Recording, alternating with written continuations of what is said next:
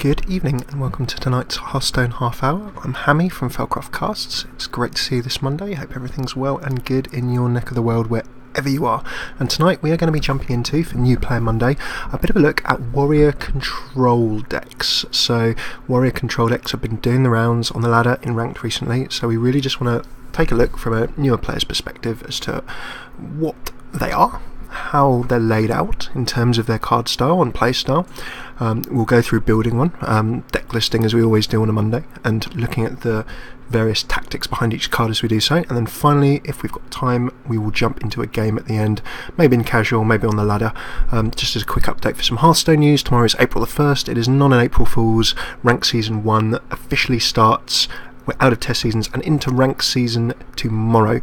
So what does that mean? It means that there's some very cool new earned card backs up for grabs. Go and take a look at those. If you get to legend rank, there's a particularly special one, and one for rank season 1 if you get to, I think it is rank 20. It's the Pandaren from Mists of Pandaria, so it's got the clouds and the gold and archers and all of that kind of stuff on. Not the golden archers of McDonald's, but yeah, very cool card backs. Really easy to earn. Most people can get to rank 20 quite easily, so get stuck into the new rank season from tomorrow, and there will probably be a patch as well. After that bit of Hearthstone news, let us jump into the game, and we will get straight into warrior control.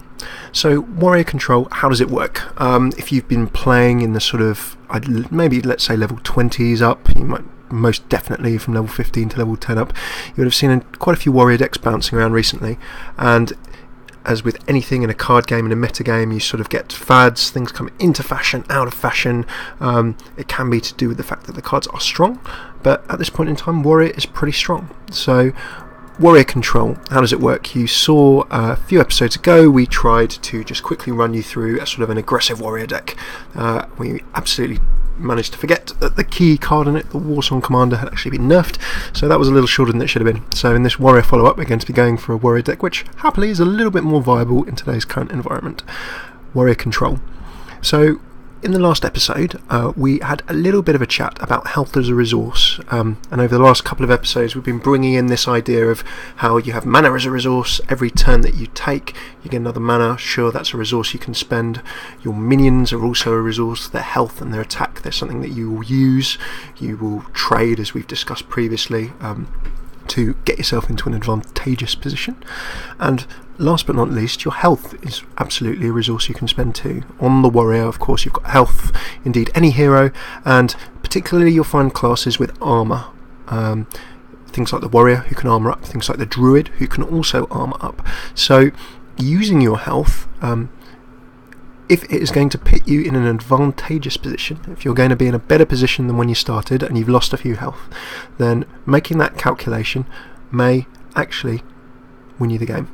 And there are a lot of decks which actually rely upon making that calculation and you thinking about that as you go along. Now the warrior is pretty much designed around this, so we are in game, we're going to be putting together a control warrior deck.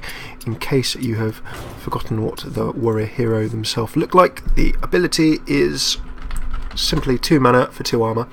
If I don't have anything else to do, if I want to tactically armour up, then I spend 2 of my mana, and you can just see it there, the armour up hero power.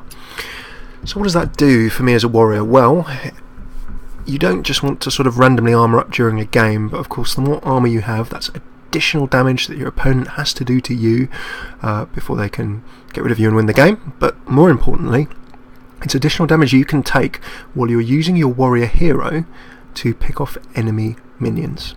So in many decks the hero will sit there as more of a passive element unless it's a weapon based deck. With the warrior you want to be using weapons and you want to be swinging away and making sure that your warrior is playing an active role in helping clear the board. It's extra damage that you should be using. So warrior control decks. If you're familiar with the sort of concept of control, then really, as it says on the tin, what you want to be trying to do is making sure that you are dictating how the game goes. You want to make sure that you have your opponent's game plan, generally their minions on their side of the table, under control. And once you've established control of the game or control of the field in terms of the minions on there, then you step forward and execute whatever your plan is, whether that's swinging away with your hero, pulling out big minions, or similar kind of things. So warrior control decks as we mentioned, you've got the armour, which means that you can take some more damage. Warriors have got a lot of good tools, which let them do a lot of damage. So the idea of the warrior control is to use your hero and minions in the early game and warrior specific spells to keep the board under control, and then come out in the late or mid to late game swinging with some heavy damage minions. By that time your opponent's plan has been pretty much squished and you're going to be able to crack on and win the game. So there are several different variations. What we're going to do is just go through some cards that sort of various warrior controlics have in common. You can build very expensive legendary versions of this. We'll take a look at sort of that at the end, but we'll focus at sort of low to mid-range budget cards as well. What kind of tools have warriors got? So slowly grind down your opponent's health, keep their board clear with your spells, warrior spells. Let's see what we've got. If we go back to the beginning of the warrior toolkit, we've got some things that are pretty handy, and they're not even rare. Execute, destroying a damaged enemy minion. There are plenty of ways that as a warrior you can get a lot of damage on the board, or indeed damage on every single minion. So for 1 mana that is a very, very cheap piece of control. You can clear off a minion very, very easily and cheaply with execute. No arguments there. As we previously discussed in our other warrior episode, Whirlwind, dealing 1 damage to all minions. You can see the very easy combination there with execute. If there's a very powerful minion on the table, for 1 mana I can Whirlwind and get damage on that minion, and then for the 2nd mana I can just simply throw out an execute and that minion is gone. However much health it has, however dangerous it is, 2 mana and it's cleared off the table. So very, very solid in terms of control there. In terms of other clearance spells, we have Cleave, 2 damage to 2 random enemy minions for 2 mana. The random bit is a concern, but of course if you're keeping your opponent's board under control in the right kind of way, then Cleave is not so random. If your opponent only has 2 minions on the table, then 2 damage to 2 random minions is right where you want it to be if you're playing that card. So has to be played at the right time, but some good damage, and again very mana efficient. Next up we're going to go for Slam. 2 damage to a minion, and if it survives, draw a card. For the early to mid game there are a lot of minions that will just straight up be knocked out by 2 damage, but there are some that will creep into the 3, the 4 health range, and therefore Slam does not necessarily mean that you're going to be just damaging a minion. You can use it to do the 2 damage, draw a card, and then follow up with whatever it else you've got on the table to finish off that minion as well. So a good piece of control. Direct damage, if you need to use it to kill a minion you can. If you want to engineer it so you can draw the card, then you can also. So pretty handy too. One also that comes into a bunch of warrior decks, and we took a brief look at it last time we went through warrior. Shield Block, 3 mana for 5 armour and a card draw. A ridiculously strong card, and remember that because you're using warrior and your health as a warrior as a resource, you're going to be taking damage, so therefore any way that you can top that up with armour quickly and cheaply. You don't have heal cards as a warrior unless you put particular minion cards in there that heal you, so Shield Block is a really, really, really good piece of defence and draw power in one, and the mana cost is pretty good as well. Other bits and bobs, we again discussed this in the last episode, but in a more effective sense. You can go for, where is it? There it is, Brawl, destroying all minions apart from 1 chosen randomly. Well, again, depending on the state of the field when you play Brawl, if your opponent has got a massive minion lead, if they've got very, very, very painful minions on the table, Brawl is very effective crowd control. It is going to be used in a pinch. You're not going to be using it to pick off 1 random enemy minion, but if you are behind, or if the situation really needs a reset, perhaps if you can clear the table using Brawl and then your opponent's got nothing, and you have options to move in for the win, then Brawl is excellent, excellent crowd control and clearance. So in terms of cards that will pretty often come out, I mean, those are the key sort of spells for our warrior control.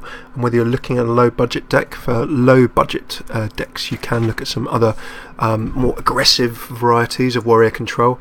They might contain things, for example, like Inner Rage, and combine Inner Rage with minions that have an enrage ability. So you deal 1 damage to a minion, give it additional attack, and then the minion's enrage ability triggers, meaning that it will get some kind of benefit, maybe Wind Fury, maybe something like additional attack or something similar. Enrage can be very, very handy. There is also upgrade, just buffing up your weapons or equipping a weapon to start swinging away with, and some other bits and bobs as well. You will also very often, let's jump in, this is not actually a card that I have right at this point in time, so we'll have to see if we can substitute it, but in mid to more expensive warrior decks you will see Gorehowl come out. The legendary weapon of Grommash Hellstream, and attacking a minion costs 1 attack instead of 1 durability. Of course, if you swing it at the hero, it's not going to be doing so much. Of course, it's also got that 1 durability as well, so doing less attack each time means that you can pick off minions. You can really use that on minions to clear the table with your warrior hero, using your health as a resource to the ultimate with Gorehowl. Or if you really need to go in for that win or execute for 7 damage, then you can use that 7 damage with Gorehowl with your hero. But of course, it's a very situational card. You just need to play that in absolutely the right way. Other cards that you will see come in, none other than Grommash himself. A big late game finisher. Of course, if you've been playing control with your warrior throughout the game, then by the time you get to the late game and you're going to be able to play an 8 mana card, hopefully there's not going to be too much that will be able to get in your way. So for 8 mana, 9 health, able to charge in. If you enrage him and do 1 damage to him, he gets 6 attack, so he suddenly becomes a 10 attack, 8 health monster. A really, really good late game finishing card is Grommash. So in any kind of warrior control, in terms of a legendary, he'll be the man you'll see from a warrior control deck probably coming out late game to swing in for that last 10-20 damage and really, really cause you some pain. In terms of other minions that we'll see, we've gone through the spells, we've taken a quick look at a couple of legendaries, and indeed there's pretty much an entirely legendary version of this deck that we'll take a quick look at in a minute. So that's on the more pricey side, or you've got to have collected a few more cards. But other minions that, again, regardless of rarity, you'll see come up. The Armorsmith. Pretty self-explanatory, this one. If any of your minions take some damage, you gain 1 armour. And with the 4 health, the Armorsmith is probably going to stay on the table for a while. You don't want to play this at a time where it's going to be one shot off the table. It's a reasonable card to throw down in the early game if you don't have a huge amount of options. A friendly minion, of course, is any friendly minion of yours, so if you've got a few other minions down, you're gaining armour anytime your opponent is trying to control the table or remove your minions from the table. So it's a very, very good way of cheaply and quickly getting some armour. So, very solid card in the Armorsmith there. And as we've discussed, armour keeps you alive a lot longer and is key in warrior control. Cool, Taskmaster, 1 damage to the minion, giving it 2 attack.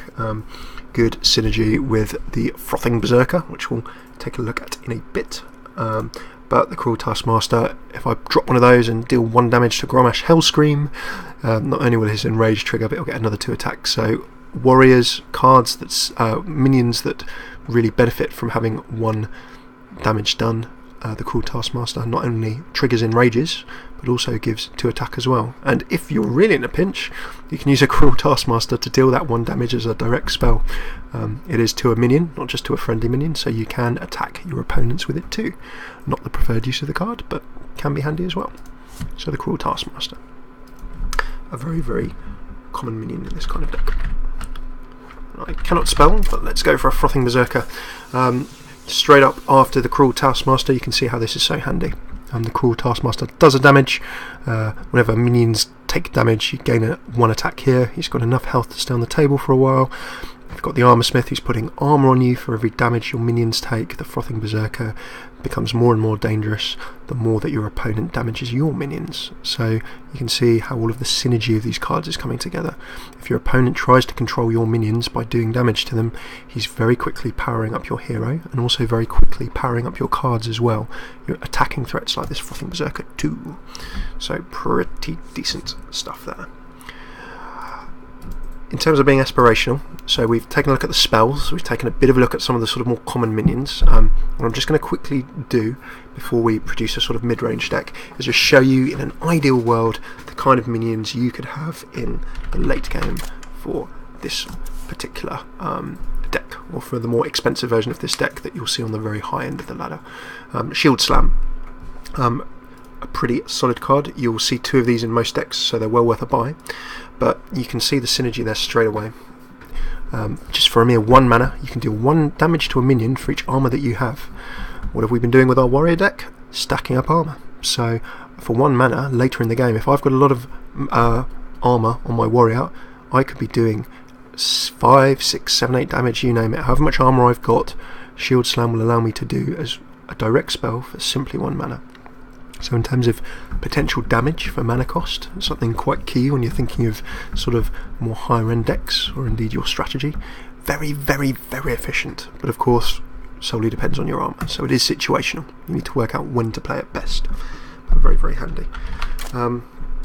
A absolute staple that you will see is the Fiery War Axe. You'll have often on the Hearthstone half hour heard us talk about solid sort of spine, real core minions and spells and similar. The Fiery War Axe falls straight into that category. For a mid 2 mana, you've got 3 attack and 2 durability.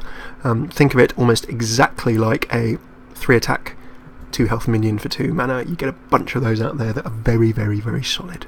So Fiery War Axe, if you combine that with your warrior and your armour, you can be using your warrior as an additional way to pick off minions with this 3 attack. Nice, cheap to play weapon. Very, very good in the early game. Let's show you the aspirational end of things. Can I spell? I can just about spell Warcraft-wise. We've got out Cairn Bloodhoof. So the spells we've showed you are really used in most, let's say, well, pretty much all high-end Control Warrior decks. Most of them aren't too expensive. You've seen a bunch of them that are just basic cards you can earn from playing as the warrior, and they will come into mid and lower level decks too. What really sets an expensive or the high-end Control Warrior apart, or this version certainly, you don't have to have an expensive deck for it to be good, but what sets the sort of the more expensive deck apart is its extensive use of legendary cards, and the reason for that is effectively looking at the deck list and cards that we pulled so far. Your goal playing Control Warrior, as we've stated in the early to mid game, is to keep your opponent's minions and game plan under control. Where the legendaries come in the sort of higher end version is that they will let you really, in the mid to late game, push ahead with your advantage, and they're effectively finishing cards. They come out as your big hitters at the end of the game to let you do loads and loads of damage and seal up the game. So first up, we're going to take a look at Cairn Bloodhoof. It's really, really solid, and the simple reason for this, although it may not look amazing at first glance, in this deck is where this card comes into its own. The Death Rattle basically just summons another one of the same card. 4 attack, 5 health. It will be able to trade some things off the table, do some good solid damage, and it will force your opponent to really try and use a lot of cards to deal with it.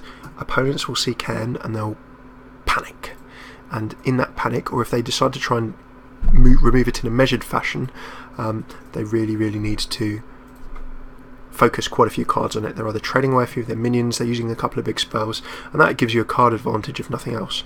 If they don't deal with it, it will really help you get the board back under control or cement your control on the board because of the attack and health. So a really, really solid option there.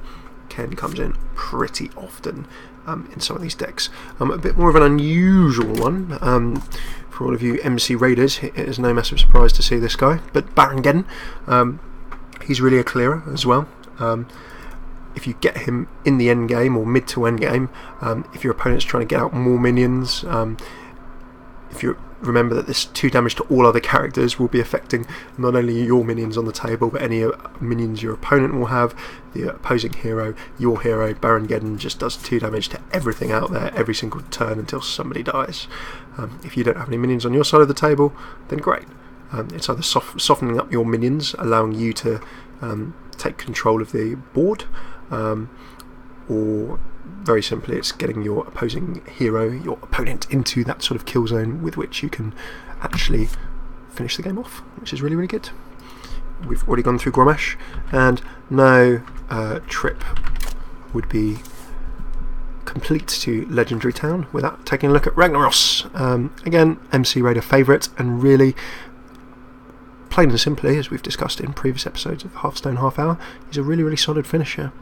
8 mana, 888, Shane Warne Poker style. Although he can't attack, he does the 8 random damage. If you have got your opponent's board under control, then that 8 damage every single time is not random, it's just going straight on the enemy hero. And hey, if Ragnaros gets silenced, he's still an 8 attack, an 8 health minion who suddenly can attack. So he's a threat either way he gets played.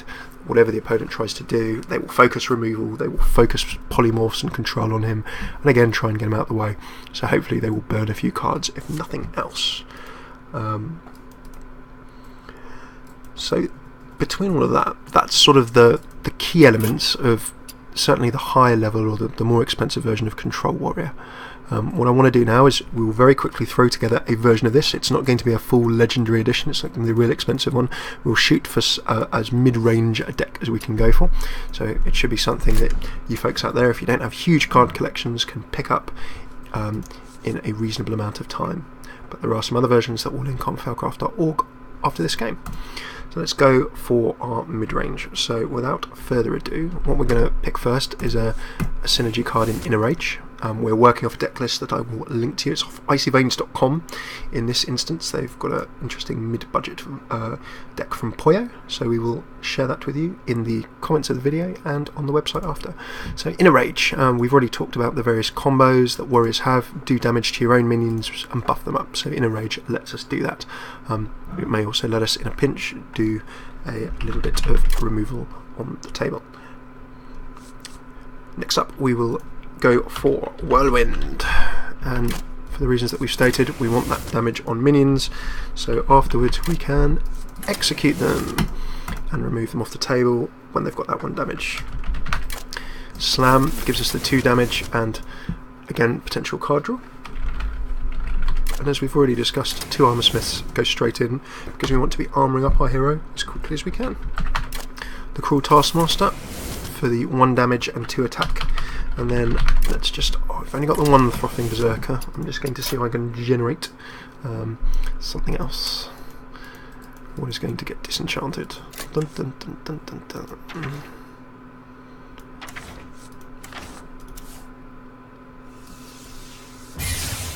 Bye bye. The gold Mortal Strike is gone. We care not for gold cards, they do not help us. However, another Frothing Berserker would certainly help us at this point in time. Oh no, I don't want the gold one. That confused me slightly. And together goes Frothing Berserker, and that comes in straight to our deck. Welcome to you guys who are just joining us on the stream. We are running through the basics of Control Warrior.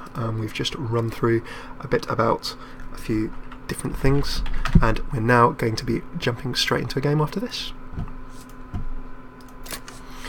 So next up in our deck list, we are going to be going for probably a bit of Fury War Axe. 2 of those straight in there, and as we've discussed, those are going to be used for early game control and swinging away at our opponent's minions, whilst making sure that we have the armour to back it up.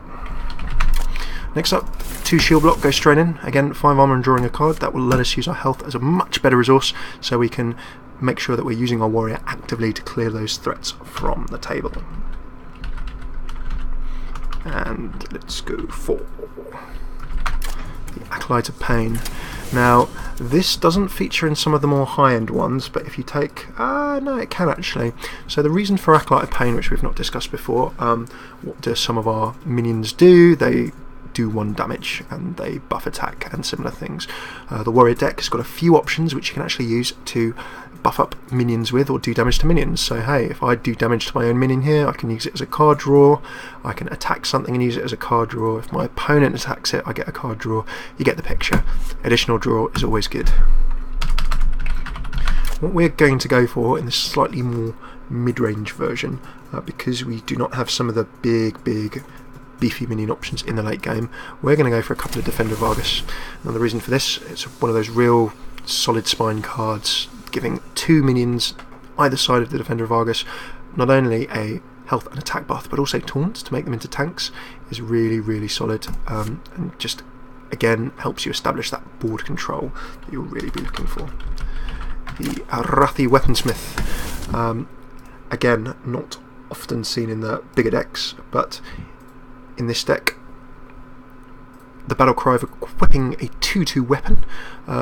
If you're not getting your Fury War Axes out, then that lets you keep swinging away with your warrior. The 3/3 will let you probably trade a few things off the table, and the very fact that the battle cry gets that weapon into play means that you can continue to use your warrior to keep piling the pressure on, which is very, very handy as well. We're going to go for 1 Brawl in this deck, and as we've said, that's sort of a situational, in card game terms you call it tech, something that is very situational but can really, really help you in a tight spot. Depending on what kind of decks that you're coming up against on a very frequent basis, you may do without it, but it's useful to have in the randomness of the ladder at this moment in time. We have no idea what we're going to be running into, so we may as well drop that in there. In the absence of some of the bigger shinies, we're going to go for 2 Argent Commanders as well. The Argent Commander we've discussed in previous Hearthstone half hours, really just a straight up trading card, pardoning the really, really bad pun, but charging him with Divine Shield, you're not going to take damage for that first attack. The 4 attack and 2 health, although it's a bit of a glass cannon, you are going to be able to trade something off the table. So very, very handy there.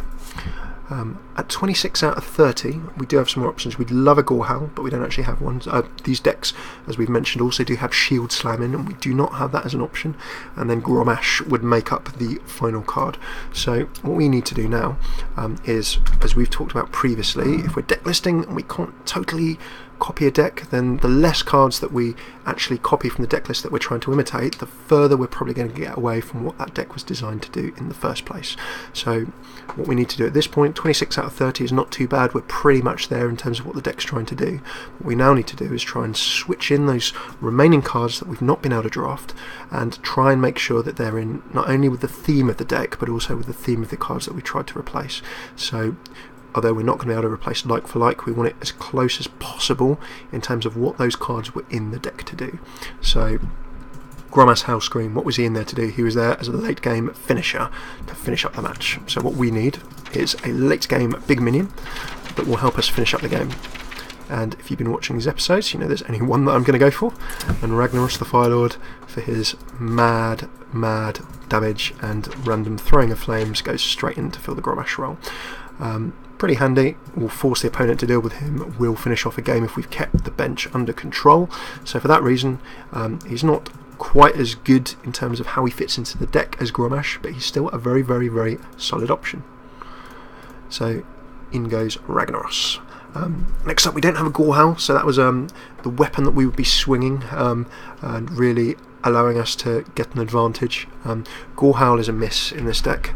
It would be really, really good to have a Gorehowl. I'm going to need one at some point anyway, so this gets to the point where you look at your card collection and decide what can you butcher. It is an expert epic, so it would be a 400 dust craft. Just trying to see if there's anything that I can grab 400 dust from to craft a Gorehowl with. The sacrifice of the card collection goes ahead. What we can do is go into crafting mode and maybe remove some of those golds that perhaps aren't going to be quite so useful to us at this point in time. Hello gold cards. The big game hunter gets to the stage where you think, oh, I'd quite like to keep that card. I will get 400 for disenchanting him. Oh, the temptation. It's only 50 for that one. The Twilight Drake comes in useful. The Mogshire Warden. 1 health for each card in your hand. Only 100 for that. It's an expert rare. Should I go for the big game hunter? I will just check if I've got the big game hunters in hand. Let's not include those cards. I've only got 2 big game hunters. They're useful deck cards, so those are going to have to stay.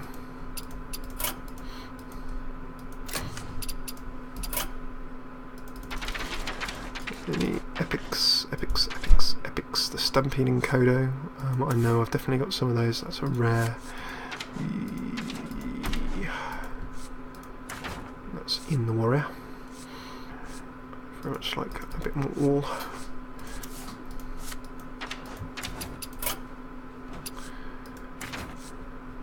And it may be a case of going back into my collection and just seeing what I can pick out. I'm going to skip Gorehowl for the time being. I'm not going to put you through my agonising choices as to what I'm going to be removing. But Gorehowl, the theme of that was to really cement table control. So I need something, if it's not a weapon that I'm swinging, I need a minion that's going to help me cement table control, or maybe some more spells that will let me swing in and do some additional damage late in the game. Instead of Gorehowl, it's a bit of a poor substitute, but I'm going to go with an Arcanite Reaper. It still does the damage, it's got 2 attack, and it will let me pick off some minions. So for that reason, let's go for an Arcanite Reaper.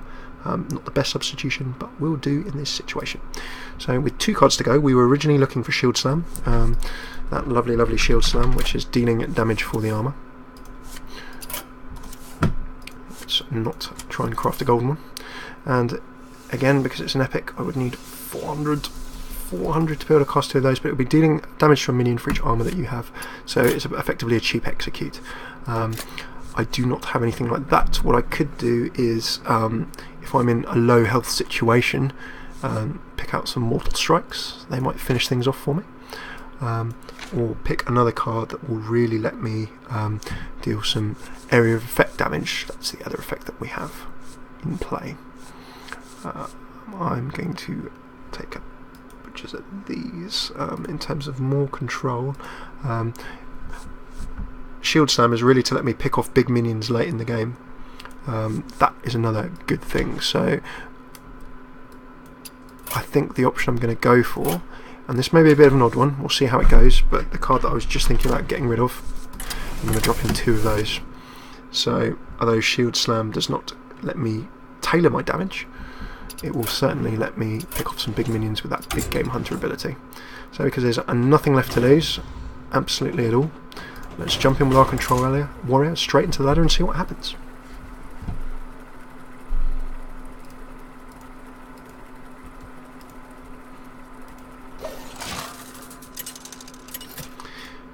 So we've gone through the theory of putting together a control warrior. Now let us... Oh, and we get a mirror match for our 1 game of the evening. Let's see if we play a fellow control warrior and exactly what they're going to be up to. So starting hand, in terms of what we've drawn, obviously we want a lot of those cheap spells that will let us put some control in play. The Argus isn't too bad, but I'd probably prefer that later in the game. But I'm quite happy with a Fury War Axe and a Slam, a Shield Block, a very solid middle card as well. And because I'm going second, I get that coin too. There are going to be plenty of options for me to control minions on the table. However, I do not know what my opposing warrior is going to be playing, so let us see from the minions how much we can read ahead and what's going to be going on.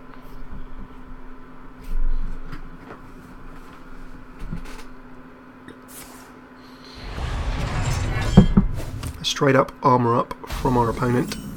Very solid move to go for. So there's nothing for me to control at this point in time. I'm going to do similar. It could be in for a very long armour filled evening.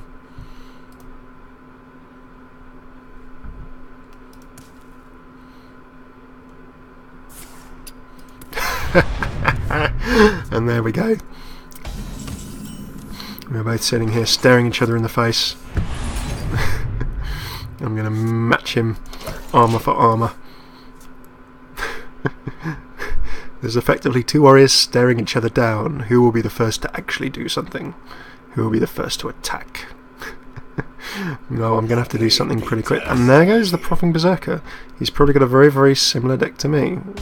Can I pick that off in one go? This is the question. I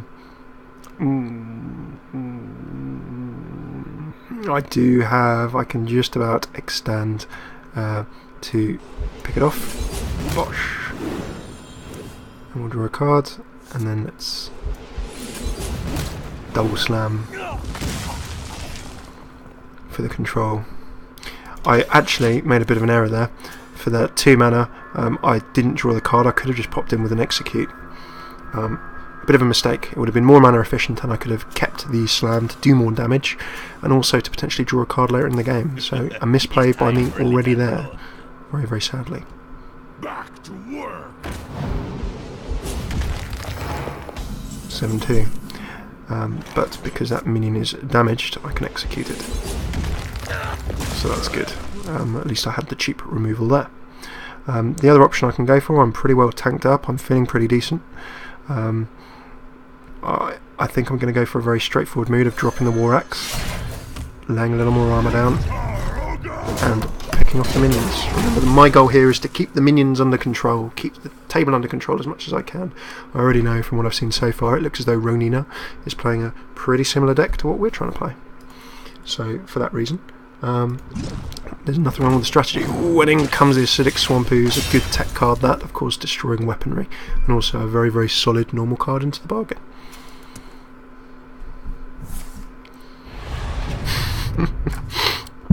I'll take a small swig of drink.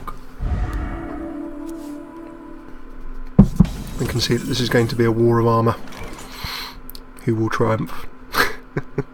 Stay tuned in the next exciting episode of Warriors Put on Armour and Stare at Each Other. Yeah, it doesn't sound the best series, does it?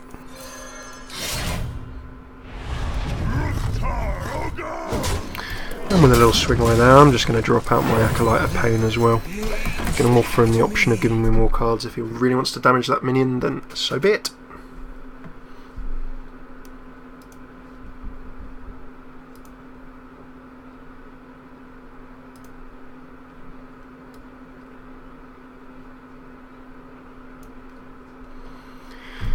So you can see at this point in time the field is pretty much even, but my warrior opponent here is quite a lead in terms of the amount of armour he's put on himself. So I need to keep the table under control, otherwise he has the advantage.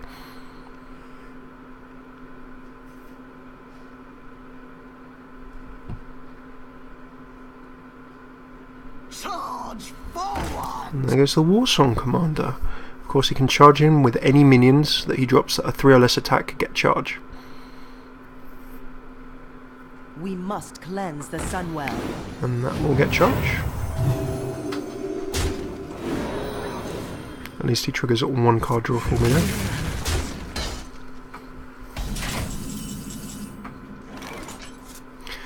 So I am still well in this game. However, at this point in time I need to work out exactly how I'm going to clear the field. I am in that sort of danger zone of having a bit of a problem. The big game hunter is only going to come out if he pulls out something pretty big in terms of minions later in the game. I think that the most solid play I can make here is simply to armour up. I can inner rage in this situation to simply pick off a minion, so I'm pretty happy with that. Being able to swing firstly and pick off that Warsong Commander, and then we'll charge. I do lose of course some armour. I'm not going to big game hunter.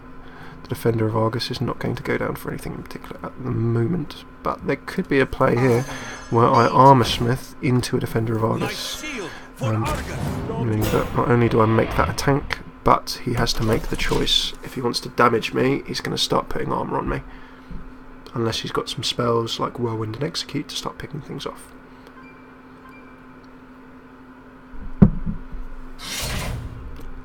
Down goes the Fury Warax, letting him start swinging away with some damage. He can, of course, with his ample armour, trade away my Armour Smith, but he will give me 2 armour for the privilege of doing so.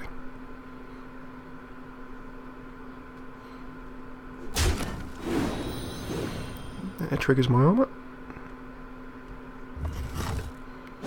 and there triggers another armour for me. Lovely stuff.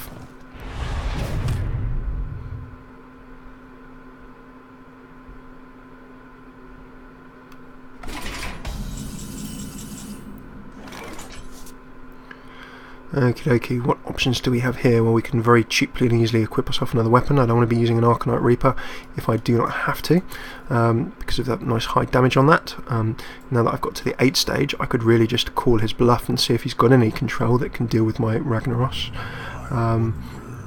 However, if I drop Ragnaros too soon, and he has a way of doing damage and then executing, all I might do is 8 damage to his armour. Really, the goal of this warrior is to really slowly chip away until there is no way that he can sort of put the pressure on. But first things first, let's trade him off the table and work out what else we want to do. I've still got some options. In the spirit of scientific inquiry, and because we're running slightly late in this episode, let us just throw down the gauntlet. There's Ragnaros, what you going to do? 8 damage down, and of course that is just picking away at the substantial armour this warrior has.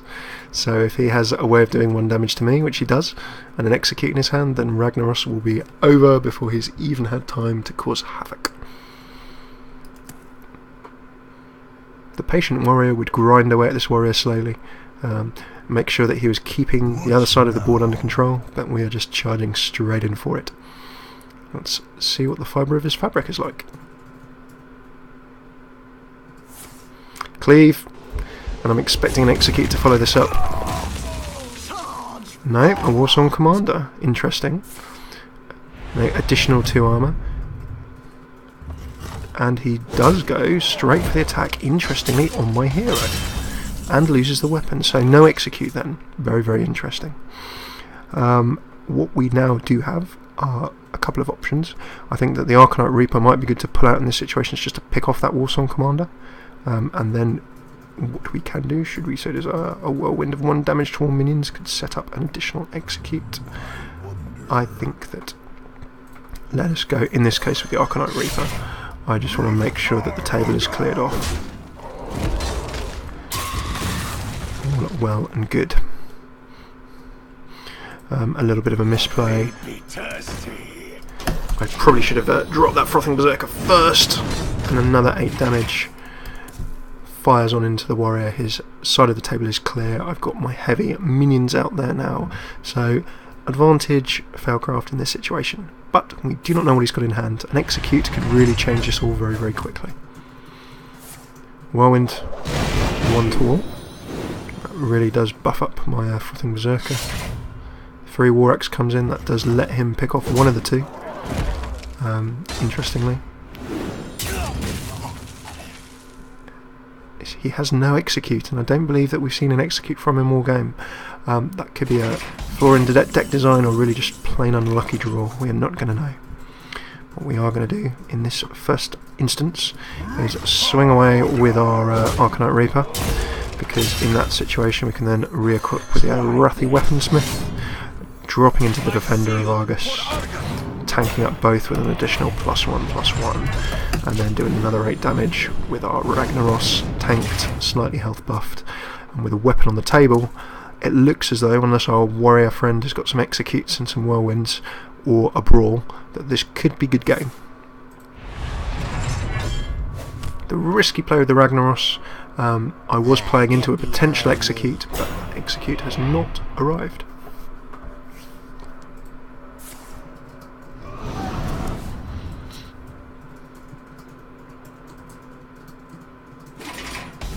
And if he's commanding shouting on his own turn, there's a little bit of a risk.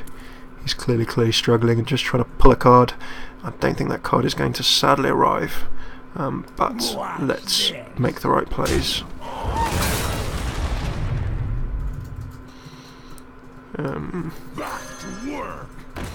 Stick some additional pressure. 1 damage. Swings in. That removes some damage. 2 damage. We can't do damage to all minions. We're just going to be very, very sadly 1 damage short of the win. And I can do that next turn unless he can really pull something out. Well played. There goes the execute. Perhaps slightly too late. Ragnaros goes down. You can pick off 1 minion.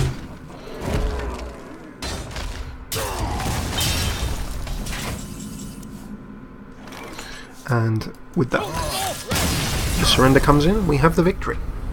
Good game. Due to our excessive experimentation, that glorious rank 18. And there is our win. So, as we jump out, thank you very, very much for tuning in to tonight's Hearthstone half hour. So just to summarise what we've been through, though we've gone slightly over half an hour on this occasion, apologies for that. We have gone through a little bit of an introduction to Control Warrior. I know that was a very brief game at the end there, but what we've managed to do is take a look at the key spells that go into Control Warrior, the concepts around how to play it, a bit of a look at more of a high-end legendary version that contains a lot more expensive cards, and then what we then just drafted was a bit more of a mid-range version that cost a lot less dust and had less legendaries in. The concepts stay the same. You want to be using spells and using your warrior's health as a resource in the early to mid-game, using good use of weapons and some good minions and warrior abilities to keep your opponent's minions under control, as we did in that game there. Although we took damage, We were able to make sure that our opponent had slim to no minions on the table. We did take a risk on the Ragnaros, but as we displayed there, once you've got your opponent's board as under control as you can, using the big late game minions to swing in and do damage, instantly put the pressure on them and let you, in a position of control, finish up the game without any nasty surprises, because of course it's a card game and there is random draw and random luck. To quickly sign off, where can you find us? You can find us at youtube.com/Felcraftcasts. We've got an entire archive there along with a bunch of other games. You can find more New Player Mondays. We do Arena on Tuesdays, Ladder on Wednesdays, a bit more Tactics on Thursdays, all to do with Hearthstone, and then we're increasingly adding random other games on Fridays or other games that we play, because we love a bunch of PC games and other console games too. You can also find us on twitter.com/Felcraftcasts. Please do drop us a tweet. We'd love to hear from you if you've tuned in. Twitch, we're live. Try to be 4 nights a week on twitch.tv/Felcraftcast without the S. And last but not least, the website is felcraft.org. Not only do we have all of the videos there, we also have things that work better in a more static format, so deck lists, articles, and similar such. And above all, please, please, please, if you tuned in, do comment, like, let us know what you did like, what you didn't like, and above all, what you think we could do better, because we just want to make better videos and content for you in future episodes.